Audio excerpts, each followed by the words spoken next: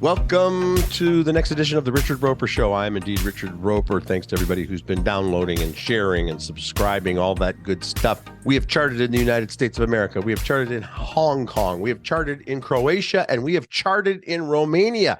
Thanks to everybody who's listening here, near, and far away. We really appreciate you.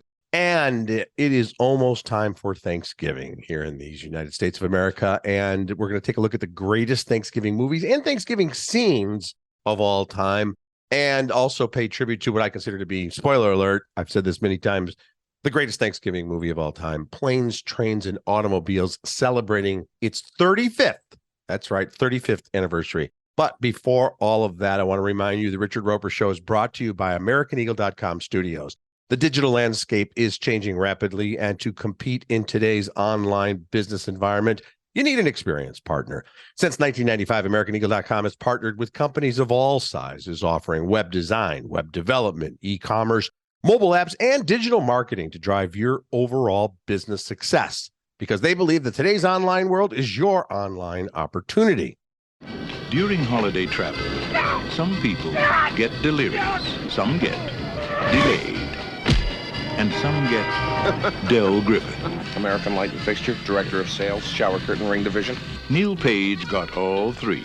I was on my way home to spend a nice holiday with my family. Instead, I'm in a motel bed with a stranger. So instead of Thanksgiving with his family, he's spending 3 days with the turkey. Why are you holding my hand? Where's your other hand? Between two pillows. Those aren't pillows. In a new film by John Hughes. Planes, Trains, and Automobiles. See that Bears game last week? Yeah, hell of a game, hell of a game.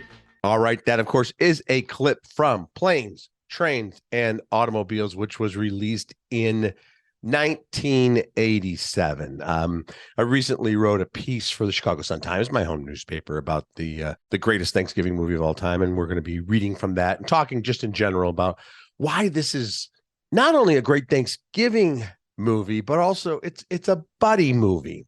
It's a road comedy. It's actually kind of an impactful drama about a marriage. Even though we don't see a lot of the marriage, we hear a lot about it, and it's about a man just trying to get home. So yes, Thanksgiving in 1987, actually the Wednesday right before Thanksgiving, perfect timing, is when John Hughes's Planes, Trains, and Automobiles was released theatrically. It did very well at the box office and also played to critical acclaim, got a lot of great reviews, and is really, I think, only increased in critical acclaim and prestige and favoritism, if you will, a favorite among viewers around the world who just love this film. Like a lot of John Hughes's best work, She's Having a Baby kind of mirrored his young married life. Planes, Trains, and Automobiles was, Weird Science was not inspired by John Hughes's real experiences. But Planes, Trains, and Automobiles is a John Hughes film that was very personal to him. He actually worked like Steve Martin's Neil Page. He worked in advertising at an agency here in Chicago, and one time was trying to get home for the holidays when he was at the beginning of his advertising career, and he was having trouble getting home, and that kind of inspired him to write PTA, Planes, Trains, and Automobiles. This is just a terrific film, I think, in a lot of ways, because so many people can relate to it, even though, you see it now, you're like, well, with new technology, they probably would have been able to overcome a lot of these obstacles. Well, that's why it's of its time, and yet has a timelessness like It's a Wonderful Life. And in a way, Neil Page, Steve Martin's character, is kind of like George Bailey, who realizes what a wonderful life he has at home as he's on the road. And he, of course, runs into Del Griffith, who is sort of unintentional Clarence Oddbody, kind of a guardian angel who drives him nuts until he realizes how much this guy has actually benefited him. Let's take a listen to an early scene from Planes, Trains, and Automobiles. I never did introduce myself. Del Griffith, American Light and Fixture, Director of Sales, Shower Curtain Ring Division. I sell shower curtain rings. Best in the world. And you are? Neil Page. Neil Page. Pleased to meet you, Neil Page. So what do you do for a living, Neil Page? Marketing. Marketing. Super. Look, I don't want to be rude, but I'm not much of a conversationalist, and I'd really like to finish this article. A friend of mine wrote it, so... Don't let me stand in your way. Please don't let me stand in your way. The last thing I want to be remembered as is an annoying blabbermouth. You know, nothing grinds my gears worse than some chowderhead who doesn't know when to keep his big trap shut. Now, as I mentioned, this was loosely based on some of John Hughes's own experiences when he was working as an ad copywriter for Leo Burnett in Chicago, just as Neil Page is working for an agency in Chicago and living in suburban Chicago. John Hughes in real life made a presentation in New York City on a Wednesday morning, hoped to make it back to Chicago on a 5 p.m. flight, but the winter weather led to a bunch of cancellations and diversions that took Hughes from New York to Iowa to Denver to Des Moines to Phoenix before he finally made it home several days later. Now we've got Steve Martin's Neil Page, who's desperate to catch that 6 p.m. flight from New York City to Chicago. Remember when he says to his coworker, "I'll see you in Chicago," and the coworker tauntingly replies, "You'll never make the 6." That meaning the 6 o'clock flight. Why are you going to the airport? What's the point of busting my ass to catch a 6 o'clock flight? Why don't you wait and go out with me on the 8? You're never going to get a cab at this hour. I told Susan I'd be home by 9. That's you. Oh, damn it. I left my gloves in Brian's office. I don't need them. I get in the elevator, I get in the taxi, I get on a plane, and I'm home. Would you pick them up for me? I'll drive over tomorrow and get them. Great. Have a good holiday. I'll see you in Chicago, John. You'll never make the 6. Interesting thing here, a lot of John Hughes's supporting players would appear in several of his movies. So the coworker who says to Neil Page in Planes, Trains, and Automobiles, "You'll never make the 6 o'clock flight," is played by Lyman Ward. Lyman Ward was also Ferris Bueller's father in Ferris Bueller's Day Off. And also, there's the famous scene in PTA, in Planes, Trains, and Automobiles, in which Steve Martin's Neil Page was supposed to have a rental car, and the rental car is not there. And then he gets into this exchange with the woman working the counter where all the F-bombs are dropped. Let's take a listen to the exchange between Neil Page, who's trying to get his rental car, and the rental agent. How may I help you? You can start by wiping that fucking dumbass smile off your rosy fucking cheeks. Then you can give me a fucking automobile, a fucking Datsun, a fucking Toyota, a fucking Mustang, a fucking Buick, 4 fucking wheels and a seat. I really don't care for the way you're speaking to me. And I really don't care for the way your company left me in the middle of fucking nowhere with fucking keys to a fucking car that isn't fucking there. And I really didn't care to fucking walk down a fucking highway and across a fucking runway to get back here to have you smile in my fucking face. I want a fucking car right fucking now. Now, all those F-bombs there, that's what earned Planes, Trains, and Automobiles its R rating, because when you think of the rest of the story, it's pretty wholesome. And there's not a lot. There's a little bit of cartoon violence, some language elsewhere, but really, it's a sweet and warm-hearted film. But all those F-bombs got it an R rating. Now, the rental clerk there is played by the legendary Edie McClurg. You could probably recognize her voice. She was also Ed Rooney's receptionist in Ferris Bueller's Day Off. Now, I want to go back to the beginning of Planes, Trains, and Automobiles. Remember now, Neil's in Manhattan. He's trying to catch a cab, which is almost impossible at that time of day, that time of year. And he gets into a race with a young guy, doesn't have any lines, who's played by Kevin Bacon. And I think Kevin Bacon is actually playing the same character he played in She's Having a Baby. He's dressed exactly like Jake Briggs, his character in She's Having a Baby. And by the way, that character was also an advertising copywriter. So in the Hughes multiverse, that could be the same character, although it doesn't quite add up, because later in Planes, Trains, and Automobiles, Neil's wife, Susan, who's played by Layla Robbins, is watching a scene from She's Having a Baby on TV back home in suburban Chicago. So how could she be watching a movie if the character from the movie is actually in the movie? It's a John Hughes multiverse question to think about. A couple of other cool things to look for as you watch Planes, Trains, and Automobiles. Remember early in the movie, when Neil spots Del in the airport in New York and realizes that's the same guy who stole his cab. Del's reading a paperback book. It's titled The Canadian Mounted. It looks like maybe kind of one of those salacious paperbacks from back in the day. Now, in Deadpool 2, the title character, who was played by another Canadian, John Candy was Canadian, another Canadian, Ryan Reynolds, is seen reading the same paperback in the same exact pose as John Candy does in Planes, Trains, and Automobiles. Ryan Reynolds also reading The Canadian Mounted. And by the way, Ryan Reynolds is working on a documentary about the life and times of John Candy. So that is certainly not a coincidence. I think that was his little homage to one of his comedic heroes. The dramatic elements of Planes, Trains, and Automobiles we want to talk about a little bit. The subtext here. In the original screenplay, it was kind of spelled out that Susan thought her husband, Neil Page, was actually having an affair because he was on the road so much and he seemed kind of distant, not just geographically, but emotionally. And it's still implied in the final cut. There's one point where Neil picks up the phone to call home and then decides against it. We see his wife at home seeming really distraught, more than you normally would be just if your husband, had been delayed by weather. And there's even a moment when Del says to Neil, "What's going on? Are you having a little trouble at home, a little trouble on the home front?" So I think this is why at the end, Susan looks so relieved when she first hears Del Griffith entering the family home with her husband before she even meets him, because now she realizes, okay, my husband wasn't having an affair. He really was stuck by circumstances, and this is his new friend. And that's what makes it so heartwarming at the end. Hi, kiddo.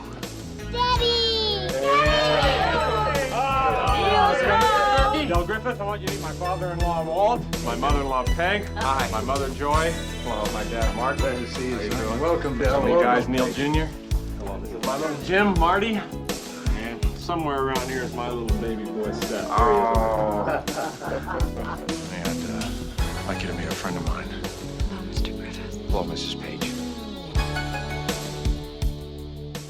Another great scene, I think a dramatic scene that kind of gets overlooked, is when Neil finally unloads on Del and talks about how you're a miracle. Your stories have nothing that are interesting.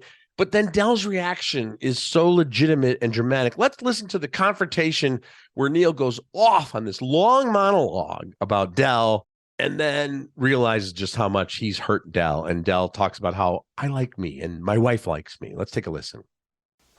You want to hurt me? Go right ahead if it makes you feel any better. I'm an easy target. Yeah, you're right. I talk too much. I also listen too much. I could be a cold-hearted cynic like you, but I don't like to hurt people's feelings. Well, you think what you want about me. I'm not changing. I like me. My wife likes me. My customers like me. Because I'm the real article. What you see is what you get. That is really some great stuff there. So many more things to look for as you watch Planes, Trains, and Automobiles. You can go to suntimes.com and see my full-length tribute to Planes, Trains, and Automobiles, the greatest Thanksgiving movie of all time. If you haven't made it a part of your Thanksgiving tradition, what are you waiting for? We're going to take a quick break here. Ro Khan is going to talk to you about Portillo's, and then I'm going to run down my top 10 Thanksgiving movies of all time.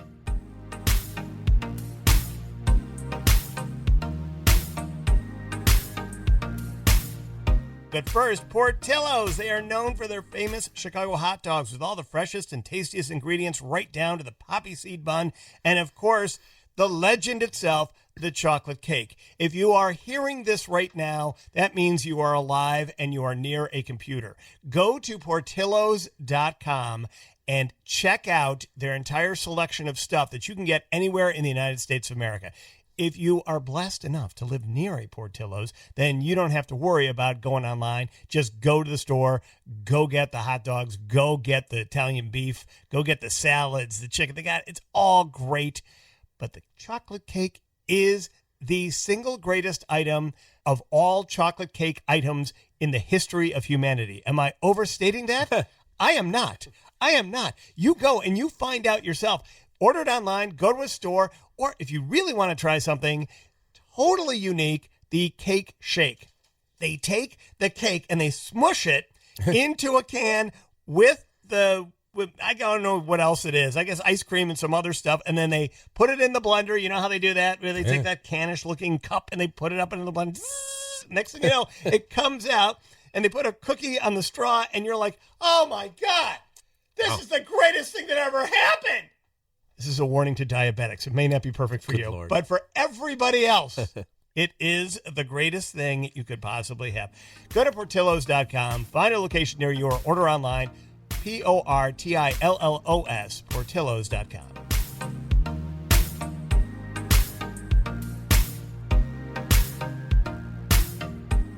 All right, welcome back to the Richard Roeper Show. It's interesting. When we talk about Thanksgiving movies, and I've written about this and talked about this through the years, it's kind of surprising that there aren't more Thanksgiving movies and Thanksgiving scenes, given that Thanksgiving is often considered to be a favorite holiday of a lot of people, especially people who maybe don't celebrate a particular religious holiday. Almost everybody on one, not everybody, but a huge percentage of the population does celebrate Thanksgiving. Family get-togethers, and of course it's very stressful with the travel, and sometimes the family get-togethers are, especially in recent times, a lot of people are saying, let's not have politics at the table, let's just have drumsticks. But really kind of inherently, rich, dramatic, and comedic material there. But when you think about it, there are hundreds more Christmas movies than Thanksgiving movies, and holiday movies, if you will. So when I put together my list of the top 10 Thanksgiving movies of all time, to be honest with you, I kind of cheated a little bit. I also include movies that just have great Thanksgiving themes or scenes and not necessarily all about Thanksgiving. So let's do the countdown right now. My 10 favorite Thanksgiving movies of all time, working our way from 10th to 1st. At number 10, I have Dutch. That's got Ed O'Neill. People know Ed O'Neill mainly from Married with Children and Modern Family, but this is a feature lead for him where Ed O'Neill plays this overgrown Peter Pan taking this little dude to mom's house for Thanksgiving. Dutch at number 10. Let me go down and get him. I'm a communicator. I'm a breakthrough kind of guy. So you and Doyle are getting along well. He's not a bad kid. We're getting along just great. Come on, give it to me, Pipsqueak. 20th Century Fox presents the story of a boy who lost the child in himself and the man who helped him find it. Dutch. You're like a great big demented child. At number 9, I have The Blind Side, the 2009 biographical sports drama film, which was based on the book of the same name by Michael Lewis. Michael Oher, who turned out to be a great offensive lineman in the NFL. This is the story about how he was adopted by Sean and Leanne Tui. Sandra Bullock won the Academy Award for playing Leanne. One of the most poignant scenes in the entire movie is Michael's first dinner with the Tui family. It's on a Thanksgiving weekend. Hey! Whoa! What? No! But it's Thanksgiving. Wow. Why are we eating in here? Shh. Shall we say grace? Heavenly Father, we thank you for all the many blessings on this family. We thank you for bringing us a new friend, and we ask that you look after us on this holiday season, that we may never forget how very fortunate we are. Amen. Amen. Let's check the score. Up by 10. Number 8. Maybe the most famous single Thanksgiving scene of all time is in Barry Levinson's period piece, part of his Baltimore epic series of films. And of course, we're talking about Avalon, where the one brother who's always late, and you always have that one sibling or uncle or somebody who's always late for Thanksgiving, shows up, and the other brother had finally had it and carved the turkey without him. Let's take a listen. No. We should wait for Gabriel. Every year we have to go through the same thing. We can't cut the turkey because of Gabriel. Jules, cut the turkey. Sorry we're late. You started without me? You cut the turkey without me? Every year you're late, Gabriel. We were hungry. The kids wanted to eat. We were ready. We couldn't wait. Your own flesh and blood and you couldn't wait? That's it. That's the last time we come for Thanksgiving. Okay, number 7, Broadway Danny Rose. We're not going to get into this stuff. Well, we are going to get into it because I just brought it up sort of in my mind, and I'm saying it because we're thinking out loud here. Yeah, it's a Woody Allen film, and I know a lot of people don't even want to watch Woody Allen films anymore.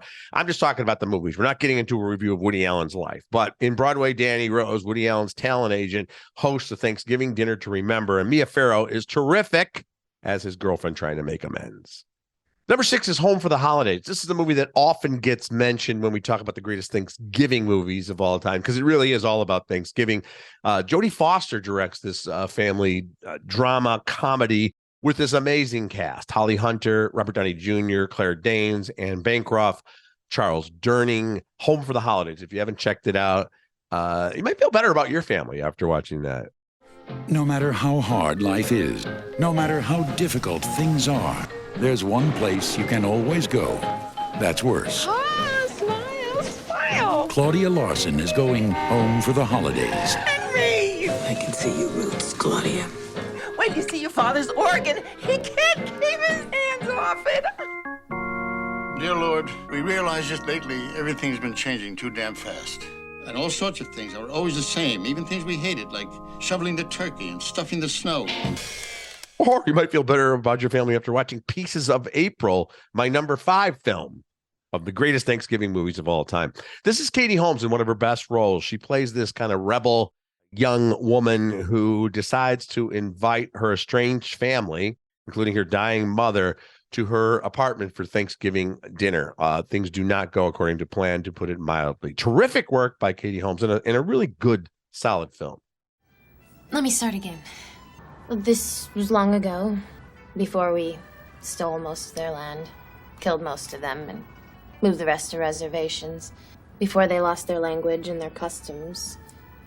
Okay, forget what I just said. Once there was this one day where everybody seemed to know they needed each other. 他是说这个印第安人啊，这些土著人经过一些困难以后，他们知道他们要互相帮助。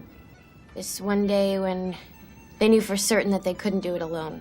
At number 4, I have The Ice Storm. This is from Ang Lee, a 1997 drama, but it's actually set during a Thanksgiving weekend in 1973 where all kinds of batshit crazy things happen.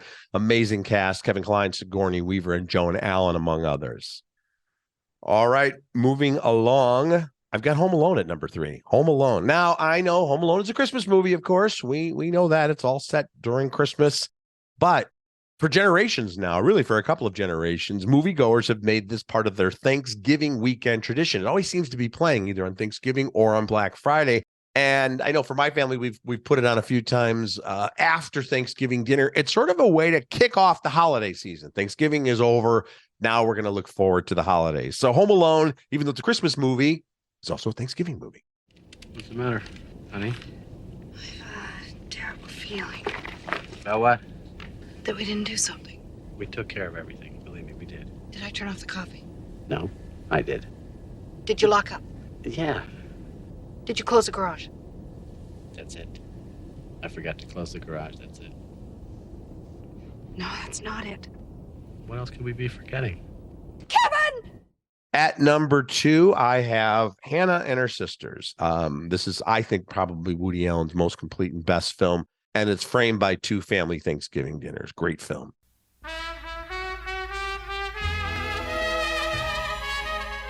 There's something very lovely and real about Hannah. She gives me a very deep feeling of being part of something. Did you ever read this one? Elliot, don't! Lee, I'm in love with you. You mentioned to me yourself that you and Elliot were having some problems. You were having problems that are my business, which I don't see how you could know about in such detail. It's an epiphany of the soul, if you know what I mean. No, I know exactly what you mean, Donna. I don't know if you remember me, but we had the worst night of my life together. At number 1, you already know, it's PTA, Planes, Trains, and Automobiles, one of the greatest movies of all time, the best Thanksgiving movie of all time. That'll do it for this week's podcast of the Richard Roeper Show. Thanks to everybody for listening. I wish you a warm and happy and safe and wonderful Thanksgiving weekend if you do indeed celebrate Thanksgiving. Hope you're still talking to all your family members and friends after Thanksgiving. Safe travels if you're traveling. Take a deep breath. It's going to be crazy out there as it always is. Next podcast, we're going to be looking ahead to the holiday season and my list of the most anticipated holiday releases of 2022. Thanks for listening.